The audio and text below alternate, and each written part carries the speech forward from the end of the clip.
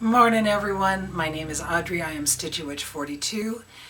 Today is Monday, the 7th day of March 2022, and this is my channel about cross-stitch, life, the universe, and everything. And I have some finishes that are both cross-stitch and paper crafting. So if you've watched me before, you know that I have no set way of doing my videos. I just kind of figure out an order that suits me and I go with it. So I'm going to go back and forth between the two. But before I get started on all of that, I want to say thank you to new subscribers. In the past month, I've had a fairly hefty jump in numbers, and thank you. Thank you very much. I know from watching other Flosstubers that sometimes you'll see that somebody has a video that has had a couple thousand views, but then you look at their number of subscribers and they've only got 200 to 300 subscribers. It only takes a second to subscribe to a channel. It doesn't cost you anything, but it helps the person who's making the videos so much. So if you've been a long time viewer and you just realized that you weren't subscribed and you subscribed, or if you're a new subscriber, thank you for doing that, for giving me that bump in my numbers. I really do appreciate it. I know I'm not everyone's cup of tea. I am the rusty bucket of haunted bog water, and for those of you who like that, here I am. I'm also a Mother Clucker. I did a short little video sitting in my stitching chair. I was working on my Alphonse Mucha, and I talked about going up to Cheryl's house and stitching with Cheryl and Colleen, stitching with the sisterlies, Becca, Sambry Stitches, and Anna, Stitch Roadies, Quilt Roadies. When Cheryl had gone up to Colleen's house, she was in a little shop and she found these cups and bought all of them. The people who couldn't make it to our little stitching meetup was Heather, Punky Pearls, and Jeanine, the owner from Acorns and Threads. And Jeanine is busy right now. This cup had been full of chocolate. It's all gone. I don't know how that happened. It's all gone. I know how it happened. Whatever. I didn't get this way without the chocolate. Floss tag that has Colleen and Cheryl on it, and this cute little covered button with a crocheted flower around it that Colleen made. So this will be going in my journal upstairs. This will be added on to something. I don't know what yet, but it will be added on to something. Alrighty. So when I did that last video, I was sitting in my chair working on my Alphonse Mucha. So I am going to swivel my camera around and show you where I'm at with her before I get into, I have a table. I have a stool, I have the bench underneath the television that have stuff on them. And then there's other things back here. It's going to be a long one, folks. This is my Alphonse Mucha, sitting on my chair as I've shown you before. Right around this point here is the edge of the first of 4 pages along this row. So I've gotten most of this stitched down here. There's a few random stitches here, and I'm going to leave them unstitched because when I work down into this page down below there, they'll be my starting points that I can reference off of. I'm working into the second page on this row. I spent quite a bit of time working on the white down here, which is really hard to see because it blends with the color of the Ada that it's on. But this is what I have been doing with her. And when I did that little video, someone commented about my frame, that they really liked that my frame sits on my chair. The top part of this is an Edmunds floor stand. I've had this stand for at least 20 years. When I got this chair, because it's a recliner, it made it really difficult to use the Edmunds floor stand itself. So I had Mark adapt it, and what he did is he made these two legs here that actually fit this chair, and he put some spacers on either side so that this would sit in there. And the nice thing about it is that I can turn it around completely, so I can work on both the front and the back. But it makes it really nice for when I'm sitting in my chair and I'm working on this, because I can do two-handed stitching. I recently added the silicone magnetic strips here on the side to tighten up the sides, because that's always been something that the sides are loose. And I think that's a given on any frame that you have. But this seems to be helping to hold the sides a little bit tighter. So this is where I'm at with my Alphonse Mucha. Let me pause, swivel back around so you can see me. I'm back! Did you miss me? So I've been working on my Alphonse Mucha. I need to put more time in with her, because I just love her and I would like to get her finished and framed. I've already been working on her for 2 years. So far she's taken the longest out of the 4 that she is the 4th one that I've stitched. Excuse me. I don't know what it is. People always comment about having itchy nose when they do videos. I want to belch. I don't get what that is. So, I'm sorry. I belched. I was working on my Alphonse Mucha, and I decided I needed to finish Baltimore. Now, Baltimore is my oldest project. I started this in 2019. It's a compilation between Ink Circles and Cherrywood Design Studios. You had to buy 2 halves to get the whole. And I was working on this side here. If you look at this, there's a bat in each corner. There's tombstones that go all the way around. I had been working on this bat up here, and when I started to come around and work on the gold border around there, I realized I made a mistake. So I sat down and I looked at it, and I looked at it, and I looked at it, and I looked at it, and I looked at it, and I finally realized that the bat was 1 stitch off. That bat was 1 stitch off. I was not going to unstitch that bat. So what I decided to do was go down to the bottom and stitch up from that corner bat.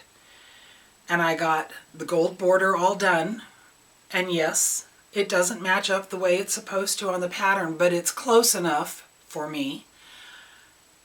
I committed on the tombstones to putting in 2022, and then I posted on Instagram that I had finished Baltimore.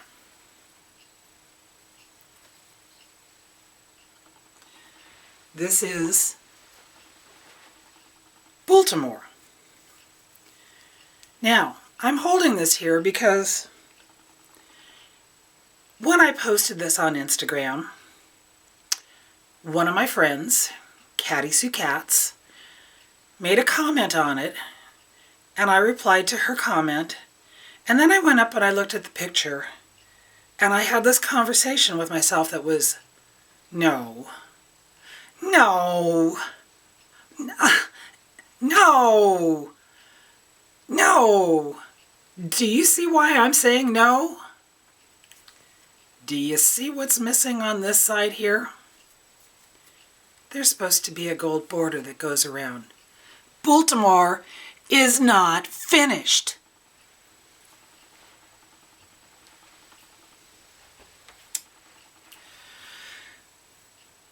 Did you know that bats fly?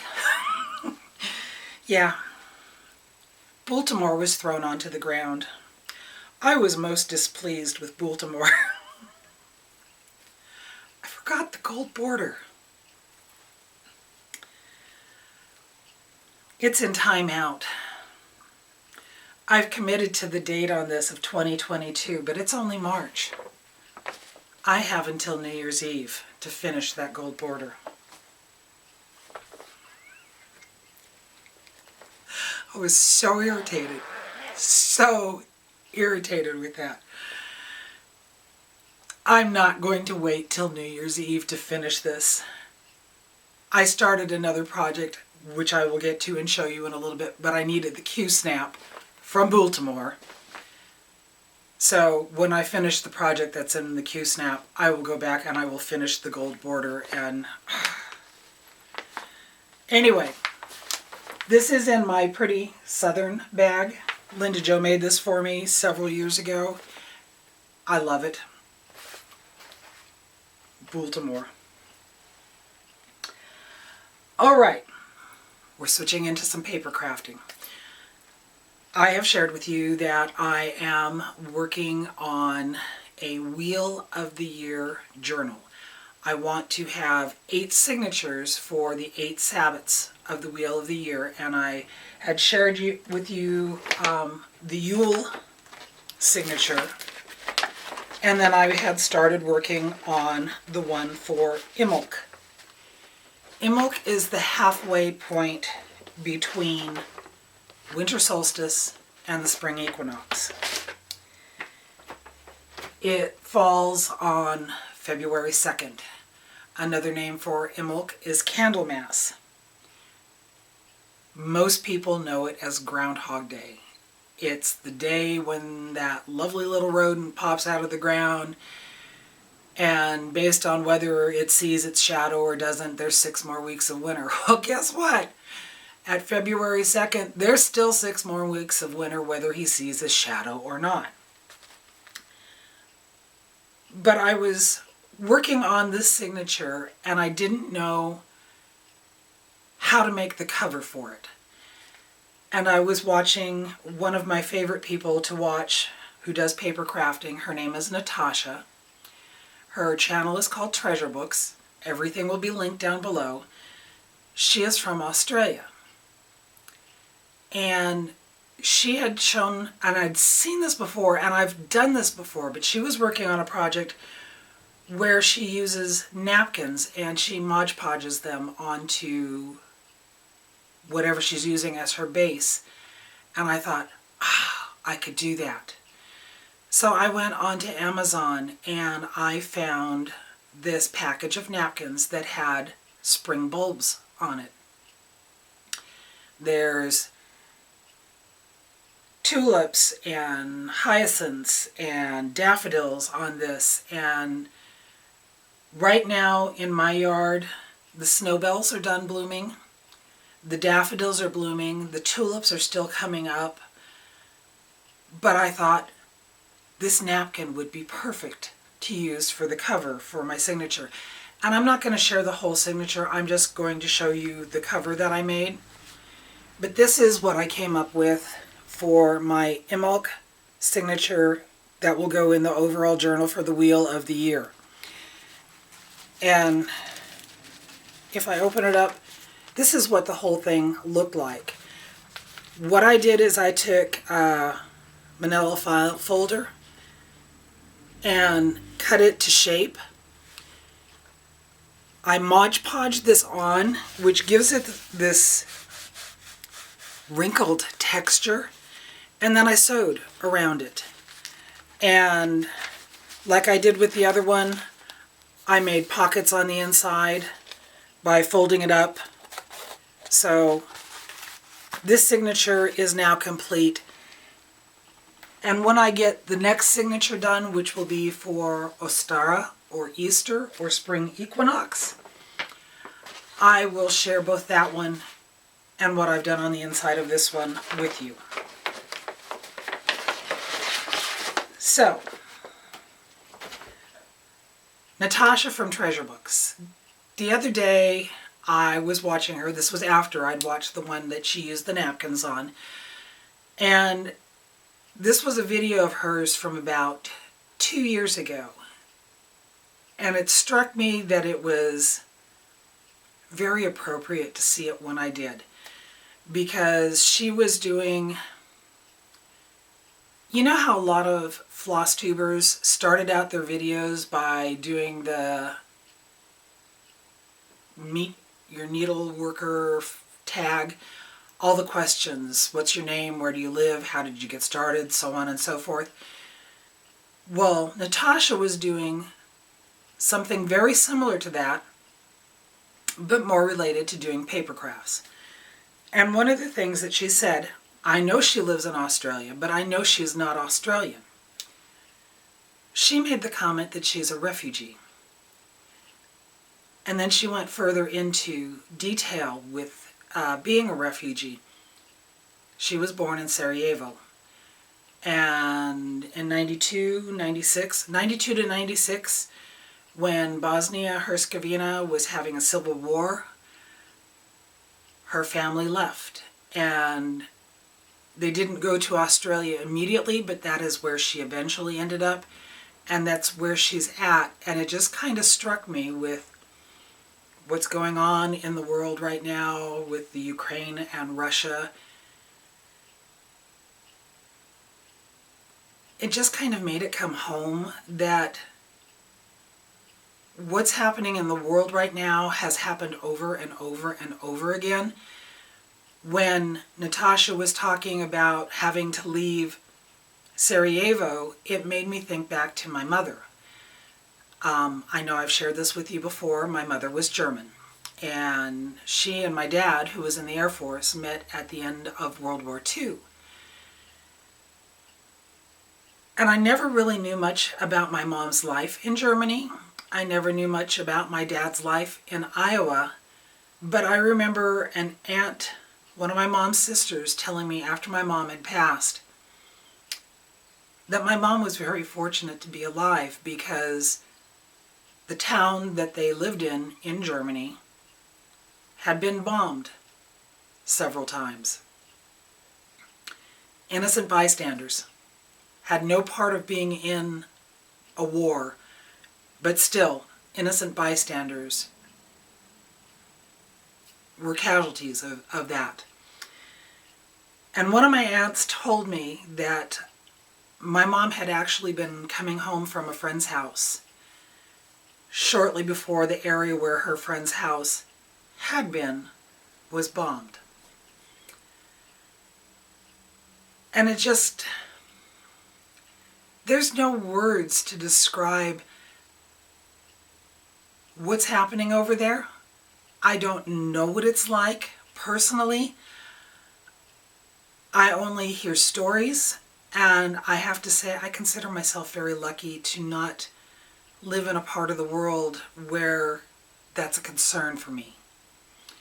So my heart goes out to everybody who is dealing with everything happening over in the Ukraine and in Russia, because I know not all the Russians want this to be happening either. But Natasha made me think of that,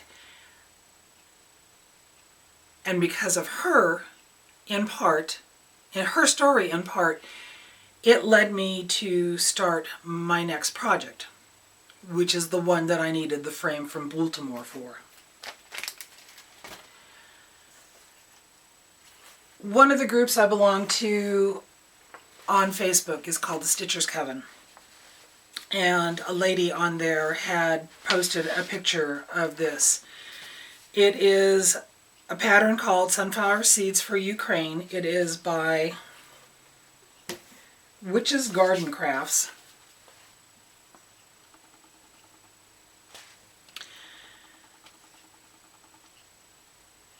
On her site, she tells you that she is raising money for the Ukraine, and you can buy this pattern for a donation. I paid more than the suggested donation price, which was $5. The last time I checked on her site, she had raised over $13,000 that was being sent to the Ukraine through the UN. And the reason that I want to stress that is because another friend of mine posted something on Facebook, and the bookkeeper in me just went nuts. It was a post about somebody going through Airbnb and booking a room in Kiev and making sure that the person was an individual person. It wasn't timeshare or anything like that. But that way, even though they actually weren't going to go to Kiev, I don't think anybody is right now, that they would get money to that person. I deal with Western Union on a daily basis. The store that I work at does anywhere from 3 to 10 transactions daily. You currently can't send money to the Ukraine or Russia through Western Union. And we have received 3 separate emails from our corporate offices telling us to beware of scammers because of people saying that they're raising money to send to the Ukraine for refuge relief. If you're going to send money to help the Ukraine, please do it through the UN or through Red Cross.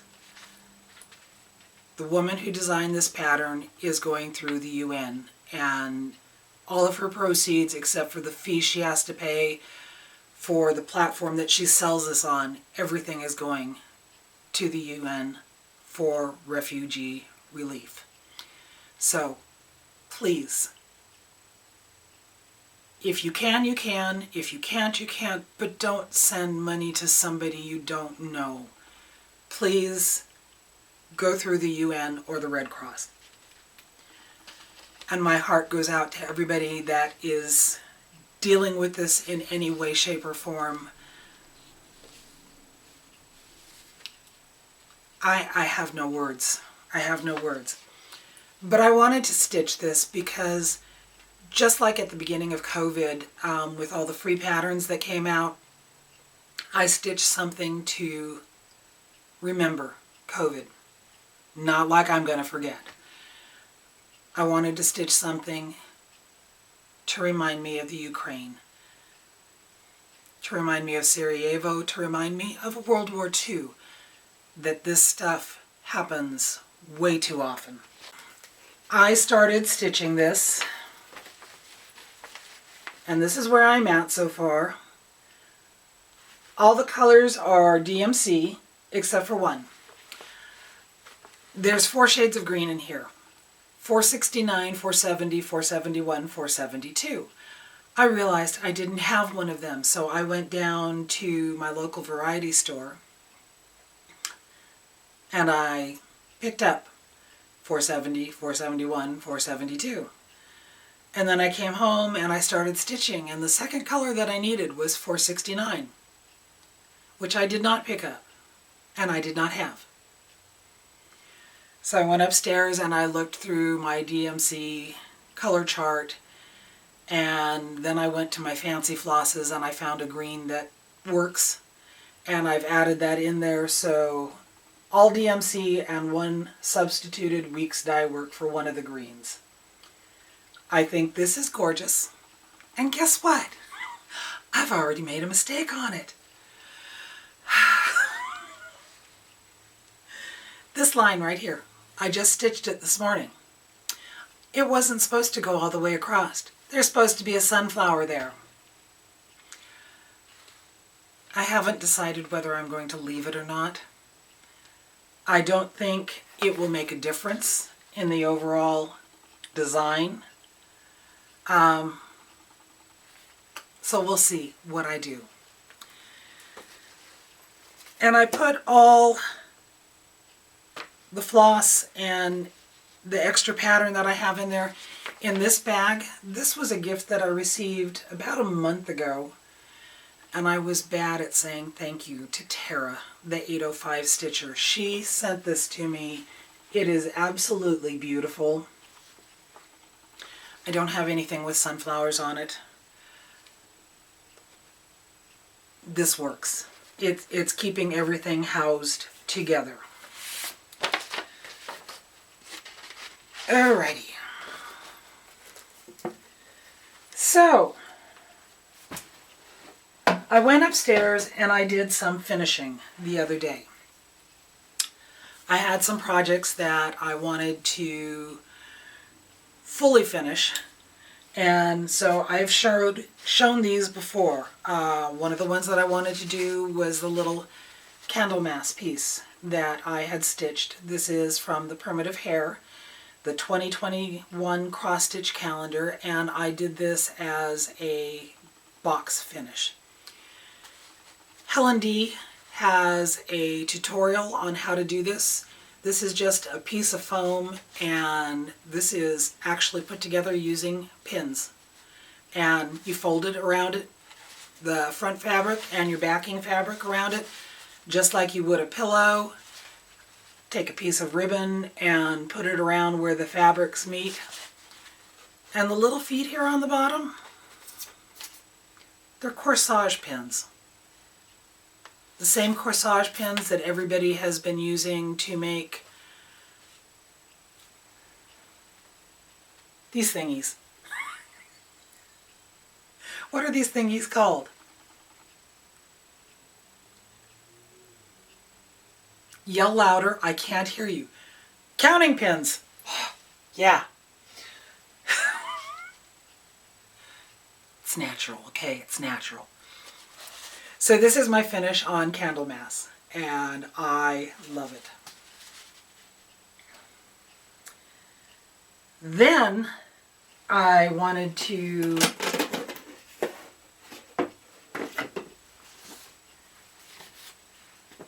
finish the little piece that I had stitched from Little Robin Designs. This is You Have Bewitched Me, Heart and Soul.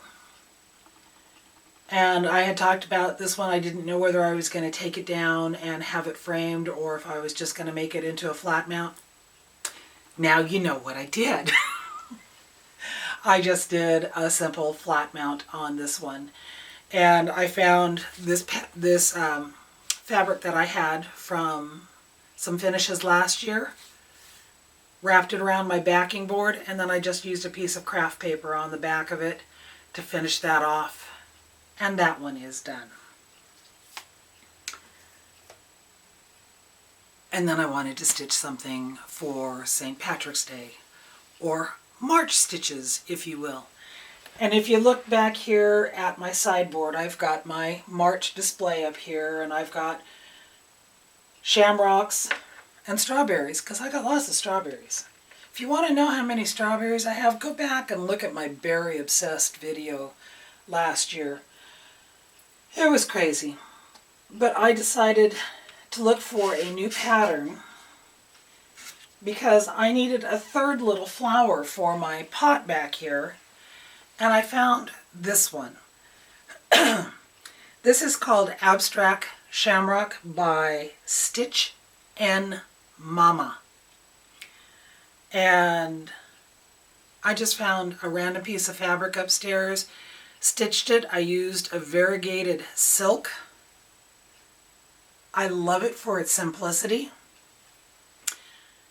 When I went to do the backing on this one, I wanted to do my fabric at a diagonal, and I thought I was doing it that way, but I didn't. Because up and down and right and left and zig and zag and all of that, just, I'm blonde, okay? There's times I am blonde. I didn't cut enough fabric to wrap around the back, so I patched a piece over it. It works. It's mine. If you want to come to my house and pick on me for the way I finish things, I'll kick you out.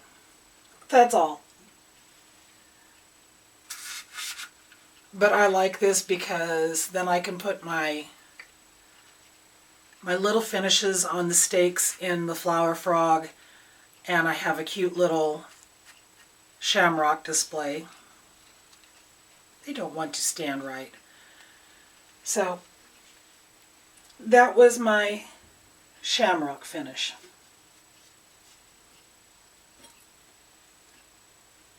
And I have to share this one again. I stitched this one last year when I had watched Lisa, Prims on Greenway. She shared a triangle pillow that she made. And I was into stitching shamrocks and all of these other things. And I adapted a pattern so that I could make it into a triangle pillow. Which when I pulled it out this year, again, I love how this turned out. It is so cute, so easy. Figuring out how to adapt the pattern to make it work was a challenge, but I love the way it turned out. All right. Okay, I have a project that is a paper craft that I want to share with you. A week or so ago, going through YouTube,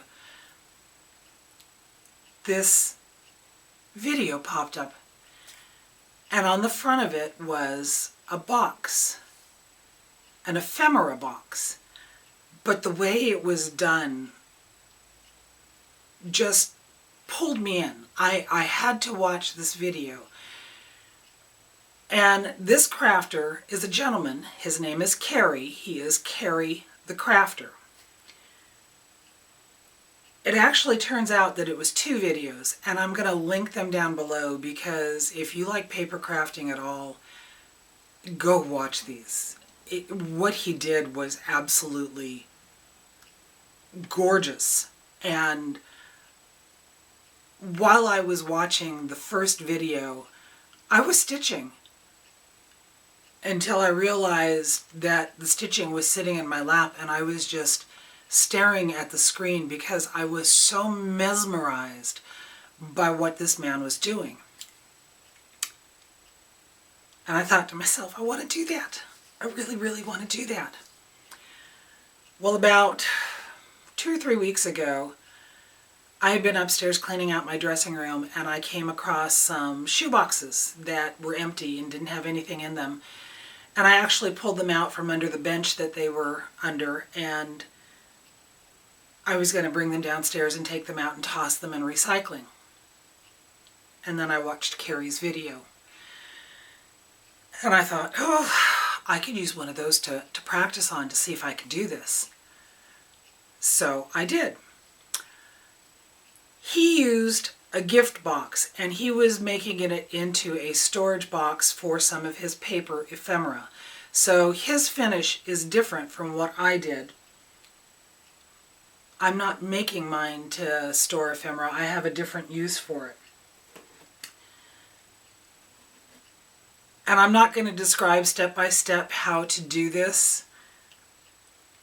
Go watch his videos. Even if you don't like paper crafting, to watch how he created this, we're all crafty people. We're all impressed by watching somebody else do something different from what we've done. Go watch his video. It mesmerized. I was mesmerized. This was a Birkenstock box that I finished. And it is covered with torn tissue paper, or torn book page, that has been Mod Podged as the base. There's paint over it. There's mica spray over that. There is stenciling with modeling medium. There is painting with crackle paste. There is rubber stamping on this. There's other stenciling on this. And this just turned out gorgeous. That's the front of it. There's one end. There's the other end. The back, I didn't do any stenciling with the modeling paste or with the crackle paste. And this is what the bottom looks like. And I left the bottom mostly undone because I wanted to see the history, the journey of this piece. This is the top. I think this is really, really a very pretty, pretty piece. So what I did with the lid here is I put 2 pieces of Velcro on there. This one didn't want to stay on. E6000 made it stay on. And I even decorated the inside, and on the bottom here, you can see it on that outside of the bottom. It's one of those, the bottoms that are folded together, so you could unfold it and flatten this whole thing out. I took another piece of cardboard and put another piece in there on top of that to give it more structure. But overall, I think that this turned out really cool. I took one of my embellishments, block, from my crafting ephemera and put it on there, so I have a treasure box, if you will. And then because I played with this and I was having so much fun doing that, the bookmarkers that I've been making all this past year, the ones that I made to send out in March, I decided to play and do the same thing. So this is the one that I'm keeping for myself. And again, I did it exactly the same way. Mod Podge book pages on there. I did some stenciling and some stamping over that. I painted the paper to make it look more tea stained. I put some blue paints on there. I did the modeling paste through the stencil there, and then I let inks run over it and some bronze colored paint. And again, I think this is just one of the coolest techniques that I have seen, and I have been having fun with it. And because of this, I finally got to finish something that I stitched last year.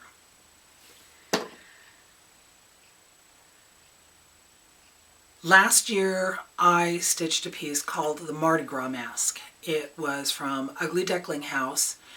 It was a free pattern if you subscribe to the newsletter. And I remember showing this on my videos. I had stitched it on a purple linen. I think that was the Rhiannon linen that I stitched it on.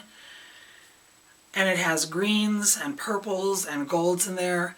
There was supposed to be some black stitches in there, but instead of the black stitches, I replaced it with an iridescent black bead.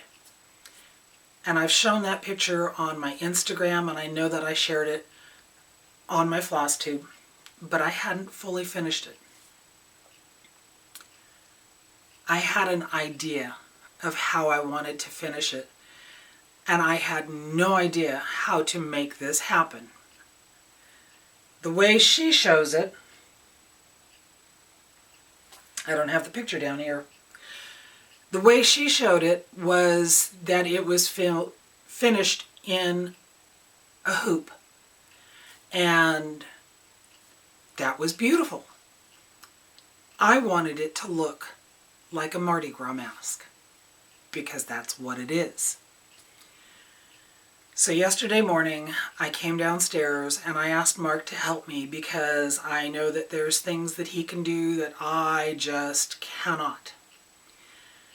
And I explained to him what I wanted him to do for me. I wanted him to cut a piece of foam core that looked like the shape of a Mardi Gras mask. And then I wanted him to cut a piece of mat board that had the same shape but bigger to go behind it. So he took a piece of vellum and he traced my Mardi Gras mask, what I had stitched. And then he went out and he cut me a piece of foam core.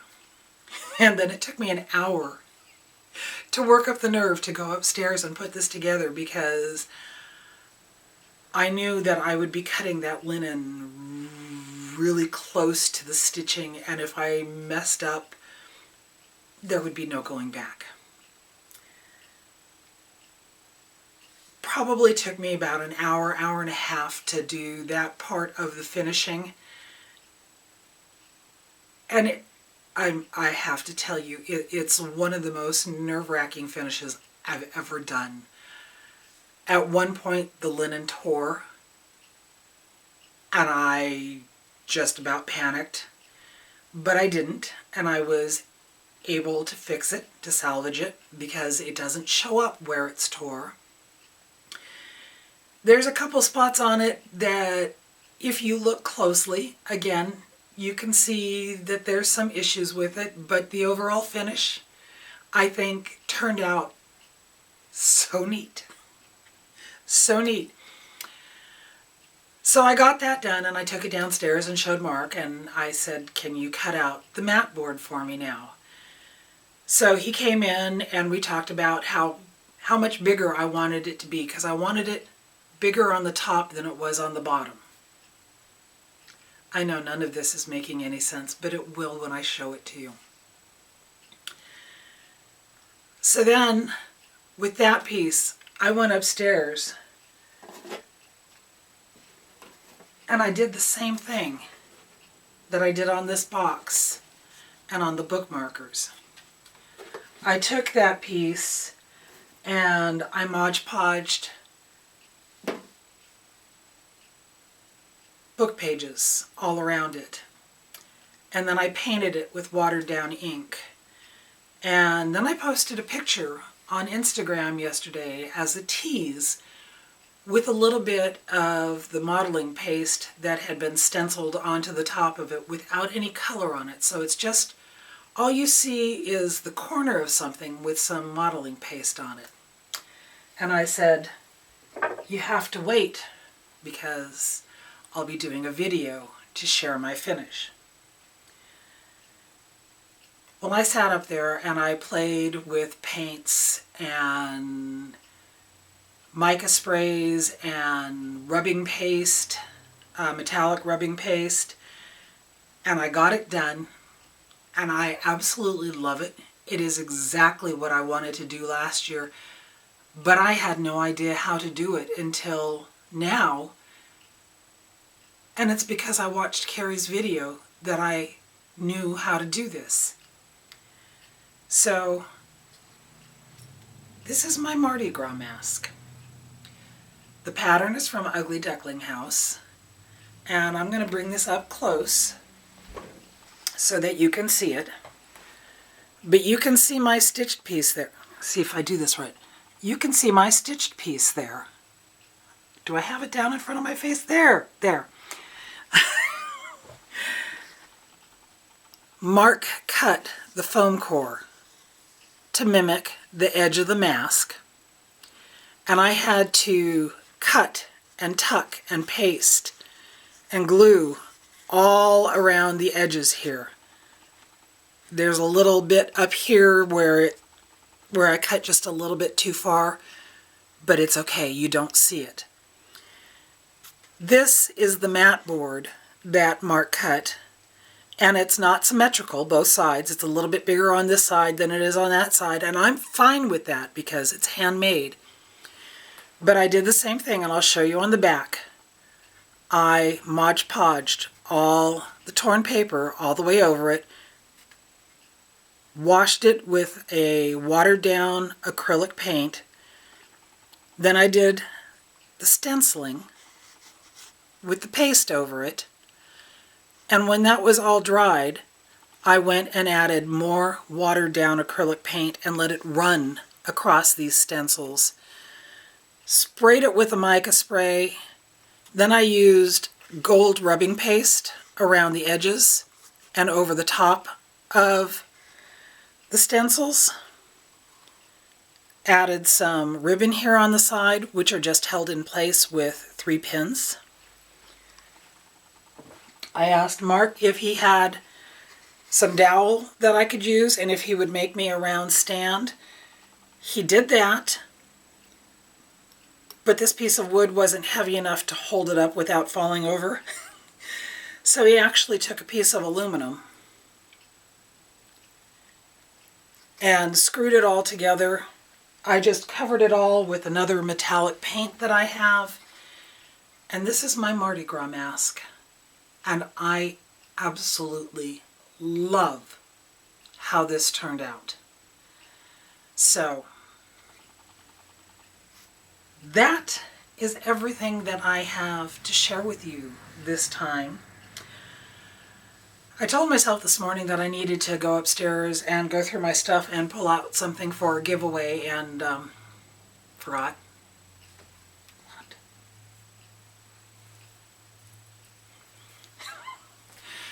Next time, I'll try. Sometimes getting ready for videos is the hard thing. Making sure that you have everything that you need and realizing that you've forgotten stuff, and it is what it is. Anyway, I hope that everybody is enjoying their day wherever they are at. My thoughts and prayers are with everyone in the Ukraine and Russia, and hope that this is resolved sooner rather than later. And until we meet again, my friends, live long and stitch on. Bye-bye.